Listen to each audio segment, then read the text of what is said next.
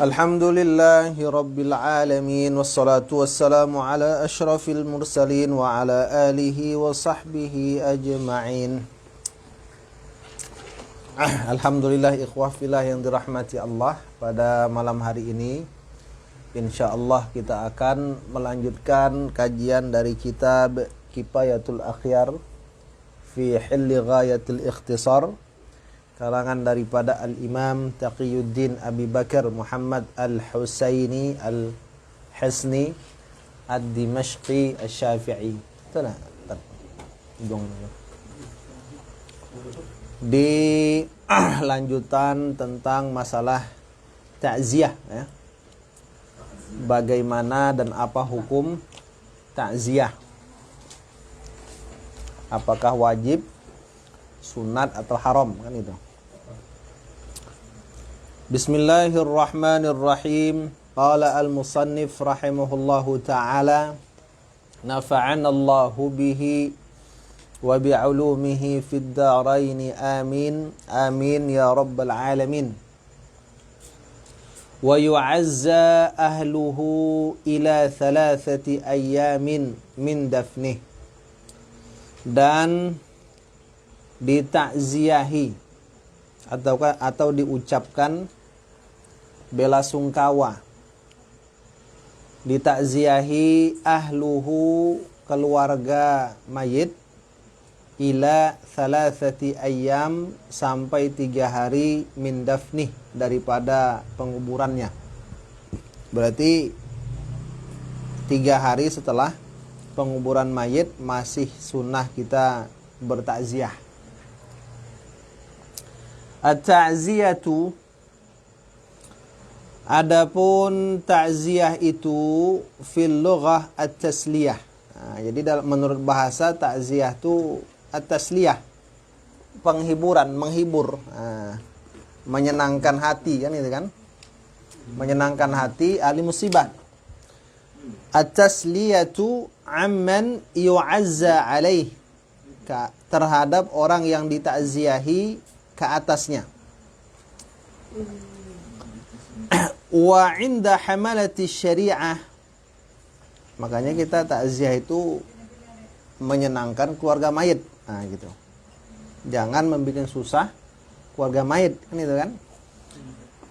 Wa 'inda hamalati syari'ah, di sisi ulama syariat.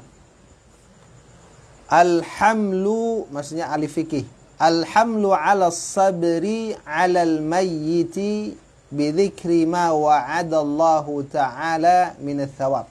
Jadi yang maksud takziah itu mengucapkan kata-kata takziah di sisi ulama fikih itu memikul atau mendorong ahli musibah itu atas sabar.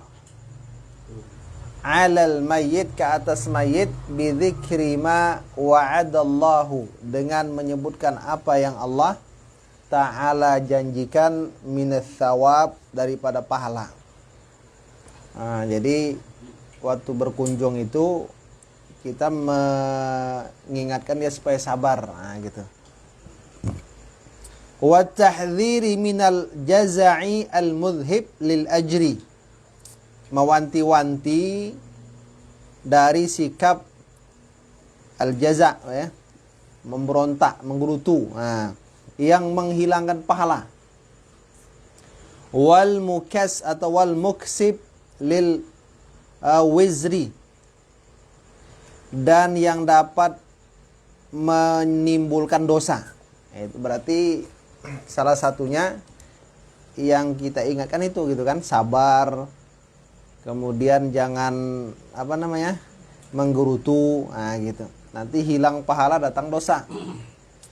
Wa du'a lil mayyiti bil maghfirah, dan mendoakan mayit dengan pengampunan. Wa li sahibil musibah bi jabri musibatihi, dan untuk ahli musibah dengan penutupan musibahnya. Jadi menggantinya dengan ditutup musibah tersebut. Nah, inilah inti dari yang dilakukan orang takziah. Gimana kalau kita membaca rutinan seperti Yasin, kan? Takhtim, tahlil. Nah, itu lebih bagus lagi gitu. Kenapa? Semakin menambah pahala dari orang yang dimusibahi, ditakziahi. Nah, gitu. Kata Nabi, bacalah Yasin ke atas orang yang mati di antara kalian. Iqra'u ala mautikum Yasin. Nah, gitu kan? Ala mautakum Yasin. Nah, Iqra'u ala mautakum Yasin. Bacalah ke atas orang-orang yang meninggal atau yang akan meninggal di antara kalian surah Yasin. Nah, tadi ya. Tahlil itu supaya melapangkan kuburnya, gitu kan? Tahlil, takhtim supaya lapang kubur mayit tersebut. Nah, gitu. Jadi kalau misalnya sudah pede betul senang dikubur tuh, atau usah dibacakan Yasin, takhtim, tahlil. Nah, itu kan gitu. Kalau udah pede kali kan itu kan. Nah, itu kan udah pede, Bang. Yang udah pede bid'ah gitu kan. Karena dalilnya ada gitu kan. Mu'adz bin Jabal waktu Rasul itu menguburkan beliau, Sa'ad bin Mu'adz, kuburan kan menyempit. Pada orang baik gitu kan. Lalu Nabi mentahlilkannya, menzikirkan beliau, baru kuburan tadi dilebarkan. Nah, jadi kita ini siapa kan gitu kan? Nah, kok pede betul gitu. Kemudian wahiyya sunnatun lima rawahul Bukhari wa Muslim.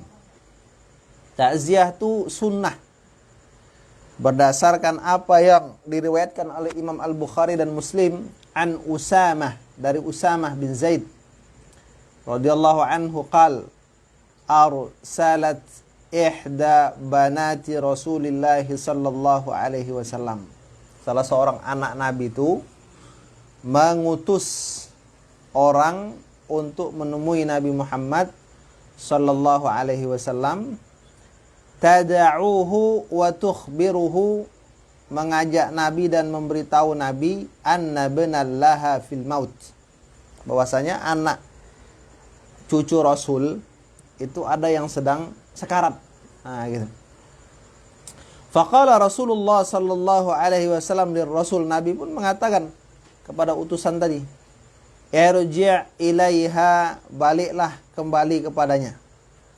Fa akhbirha, beritakan kepadanya, anna lillahi ma akhadha wa lahu ma a'ta wa kullu syai'in 'indahu bi ajalin musamma. Ini doa ketika mendengar musibah datang, ada orang meninggal. Jadi sunnah baca ini. Ya mirip-mirip innalillah lah kan. Innalillahi wa inna ilaihi raji'un. Tapi redaksinya anna lillahi ma akhadha wa lahu ma a'ta wa kullu syai'in 'indahu bi ajalin musamma. Waktu kita mendengar ada orang mengumumkan kematian, langsung kita baca ini gitu. Famurha, suruh dia, fal tasbir, lalu hendaklah ia bersabar, wal tahtasib, dan mintalah pahala dari Allah. Nah, ini dalilnya, dalil takziah. Wa fi hadzal hadits faidatan jalilatan man ista'malahuma bi imanin qalbi. Nah, dalam hadis ini ada dua faidah yang agung.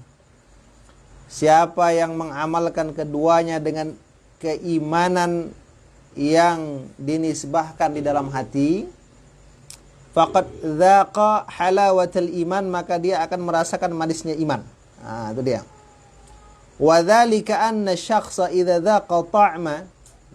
Kenapa? Karena orang itu kalau dia merasakan rasa anna lillahi ma a'ta, yang diberikan itu punya Allah, walahu ma akhadh, yang dia ambil juga punya dia, fala milkalahu, sehingga enggak ada rasa kepemilikan hamba tadi. Fala yashuqqu alaihi amru musibah, maka musibah itu enggak berat. Nah, gitu, enggak susah. Tapi kalau sudah merasa milik dia, nah itu susah, ya kan? Main rasa gitu. Amin, rasa kan itu. Macam tukang parkir ya kan? ada mobil Pajero kan itu kan, Lamborghini kan. Tapi karena bukan punya dia, lewat selesai kan itu. Yang penting saweran Pak ya gitu. Saweran 2000 gitu kan. Fa in fatahu dzalika, kalau perasaan itu hilang, maksudnya dia masih merasa memiliki. Wa ghalaba alaihi alwazi'ut tabi'i, kemudian pengaruh tabiat yang ada dalam jiwanya itu masih dominan. Nah, ini juga masih ada caranya. Dafa'ahu alwazi'u syar'i bis sabri wal ihtisab. Maka pengaruh syariat akan menolak, mengatasi pengaruh tabiat tadi dengan sabar. Nah, itu dia, Pak. Jadi walaupun kita masih merasa memiliki, rumus kedua sabar. Gitu.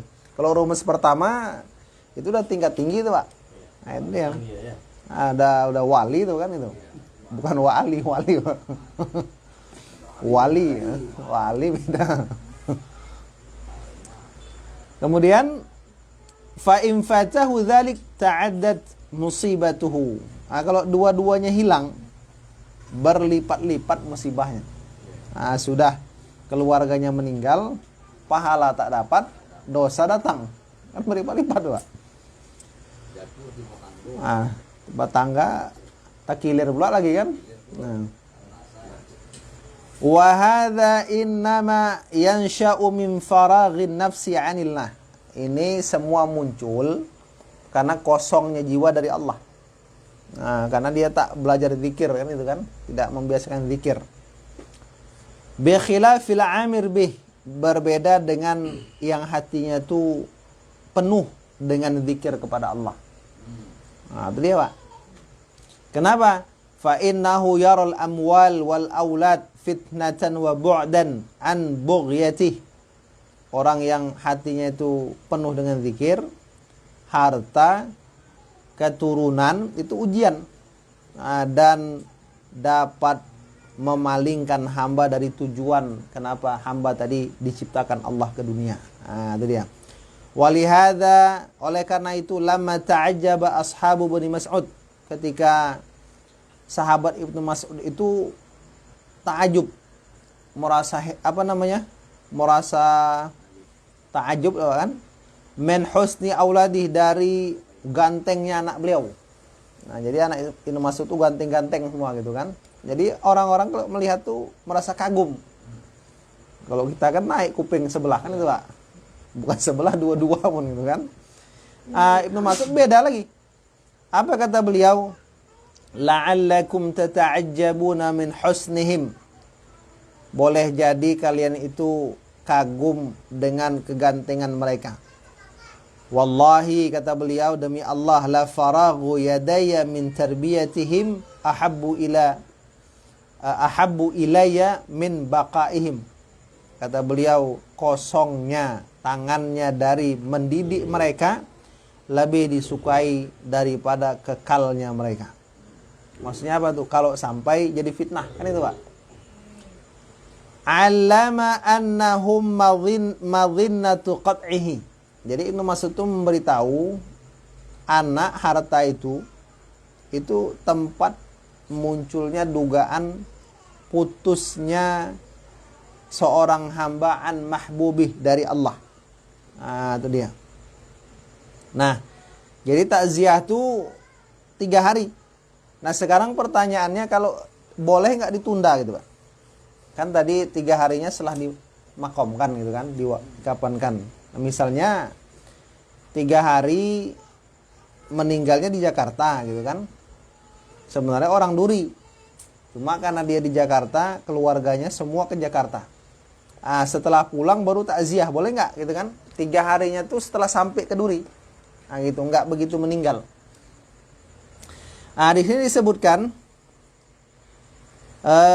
wal aula, dan yang lebih utama, antakuna qabla dafni. Takziah itu dilakukan sebelum mayat dikuburkan.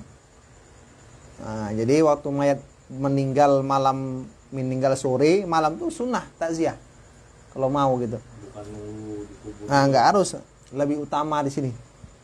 Kenapa? Waktu syiddatil hazan, karena puncak kesedihan itu waktu itu. Waktu itu. Wa takunu fi 3 ayam, dan takziah itu selama 3 hari. Kenapa? Li'anna quwwatal huzni la tazidu 'alaiha fil ghalib. Karena 3 hari itu masa sedih. Hari keempat itu udah mulai hilang. 5 hilang ya kan? Hilang ya kan?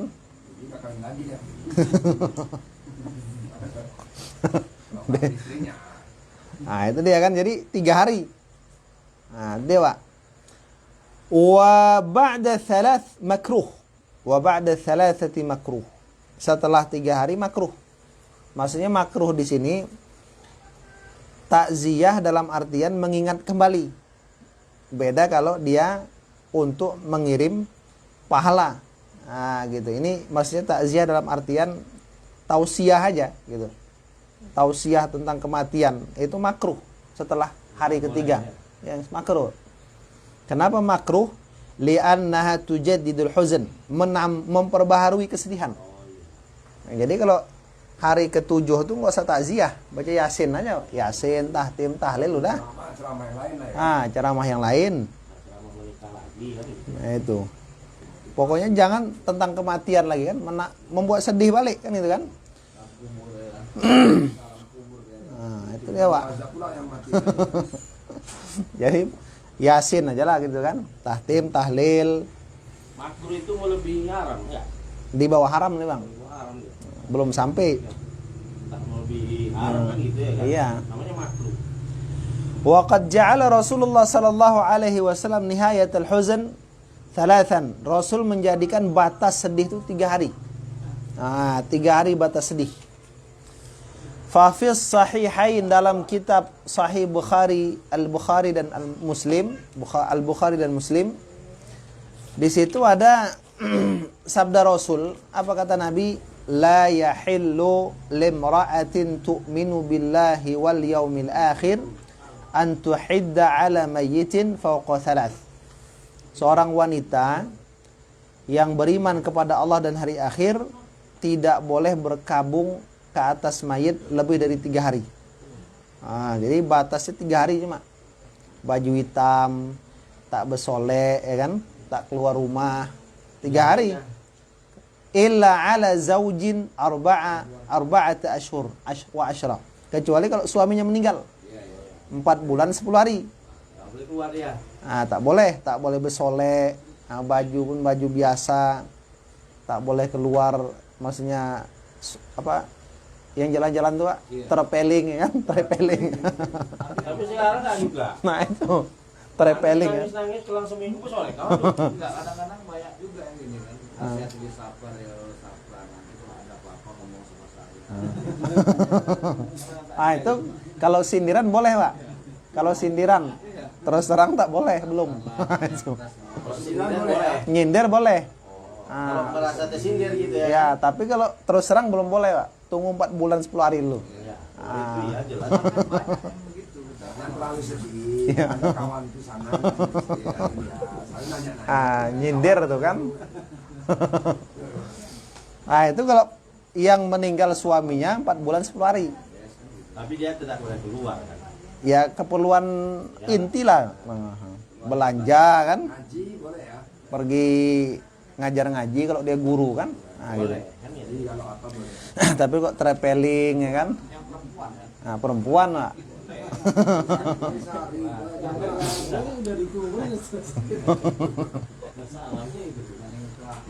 Itu beda deh Pak, laki-laki itu.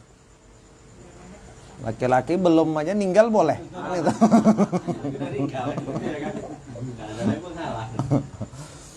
Wabtida'u 3, dan permulaan yang 3 hari itu minad dafni, dari hari dikuburkan.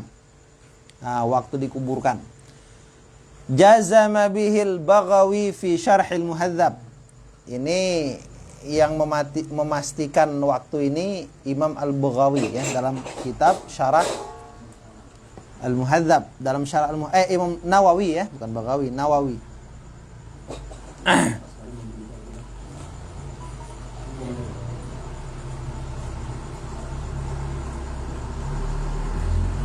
Bisa, Pak. Tapi kalau dia lagi keluar kota meninggal, maka 3 hari itu dihitung sejak hari kedatangan mayit tersebut. Gitu. Sejak hari kedatangan keluarga mayit. Jadi kalau dari Jakarta mereka sudah balik ke Duri, begitu balik itulah hari pertama takziah. Nah, itu dia. Jadi hari pertama, terus hari kedua, hari ketiga. Nah, ini pendapat banyak dari kalangan ulama mazhab Syafi'i gitu, Pak. Jadi enggak harus begitu meninggal takziah langsung, Pak. Enggak. Kalau keluarganya enggak ada gitu. Tradisi di orang Minang sampai sebulan banyak. Sebulan. Nah, inilah bedanya, Pak ya. Ada Pak, sepidol.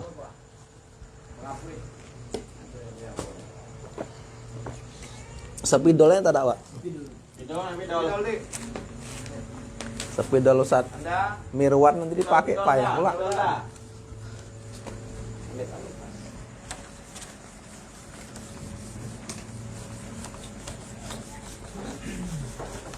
Mana spidol dah?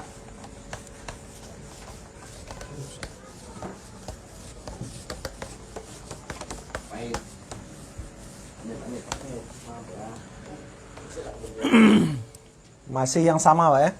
Ya, 3. Kakek, kemudian saudara dan ahli waris lain. Nah, jadi bagiannya tuh 1/6 harta, kemudian atau 1/3 sisa, atau bagi rata.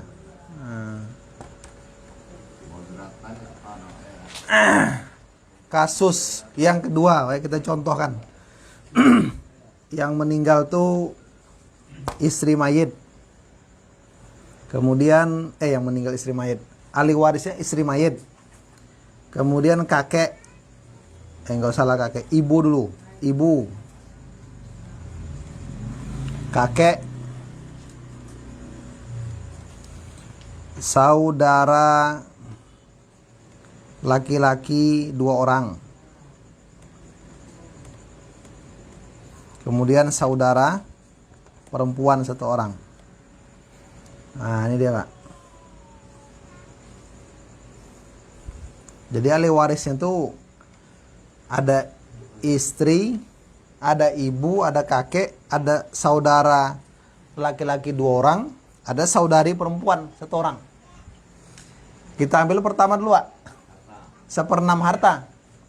Istri karena tak ada anak 1/4. Ibu karena ada saudara lebih dari 1 1/6. Kakek ambil 1/6. Nah, nanti di sini untuk saudara ini asobah. Nah, ini, Pak. 6 dan 4. Ini namanya tawafuk.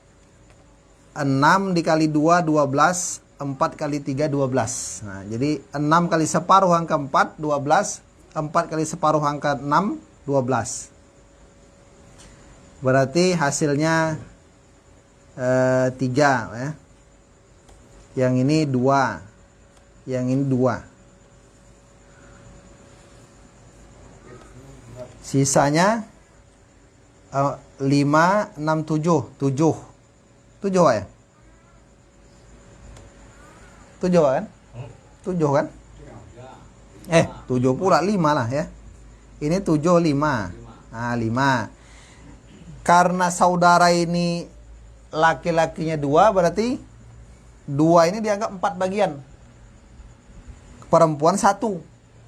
Berarti harta ini dibagi 5. 5 bagi 5 pas. Saudara laki-laki yang 1 dapat 2. Dapat 2, saudara perempuan 1. Nah, uangnya berapa? Uangnya 9 juta. Nah, yang mudah-mudah ya kan? 9 juta. 9 juta bagi 12 kali 3. Berapa, tak? 9 juta. Bagi 12 kali 3.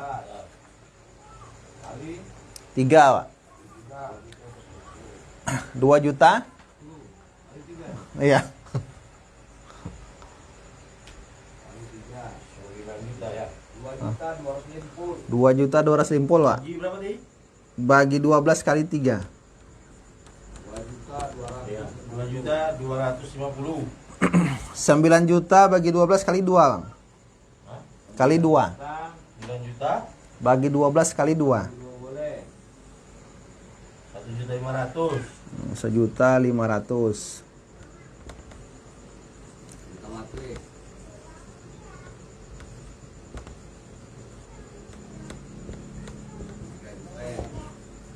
Oke. 1.500.000. Ini berarti 750. Bagi 12. Nah, inilah hasilnya. Hah? Kakek dapat 1.500.000. Nah, kakek dapat 1.500.000. Ya. Istri 2.250.000. Ibu 1.500.000, kakek 1.500.000. Nah, ini kalau seperenam, Pak. Seperenam harta. Sekarang kalau dia sepertiga harta berapa? Kan itu kan? Ini kan perbandingan aja nih. Kalau sepertiga harta, nah berarti yang bagian kakek ini dia asobah nanti. Nah, di sini sepertiga sisa. Nah, gitu. Istri 1/4, ibu 1/6. Harta bagi 12 tetap. Kemudian ini 12 bagi 1/4 3. 12 bagi 1/6 2. Nah, sisanya itu berapa, Pak? 7.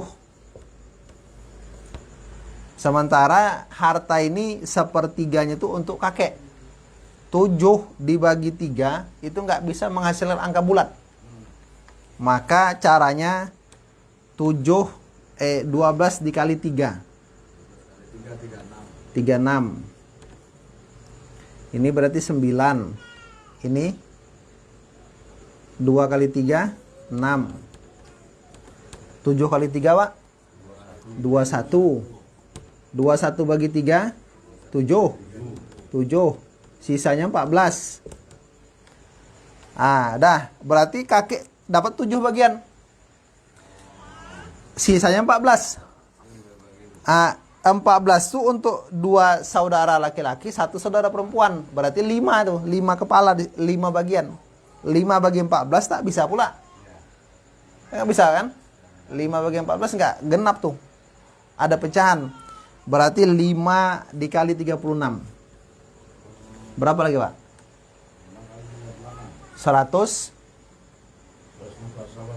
180. Berarti ini 445, 30, 35. 5 kali 14 berapa? 70. 70 bagi 5. 14. Nah, berarti 14. 14. Yang ini 7.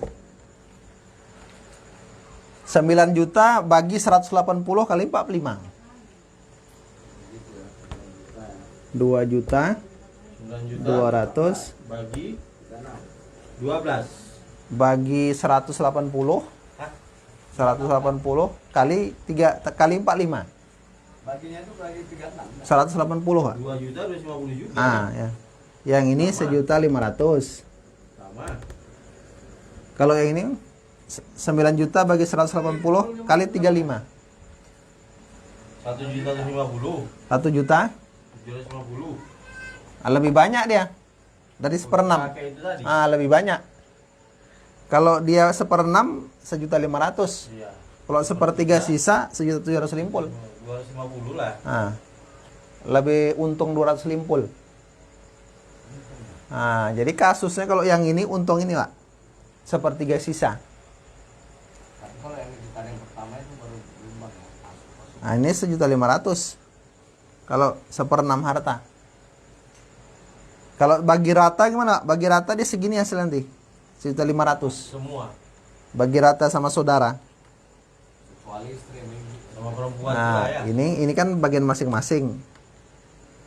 Nah, jadi kalau kasusnya tuh seperti ini lebih untung sepertiga sisa.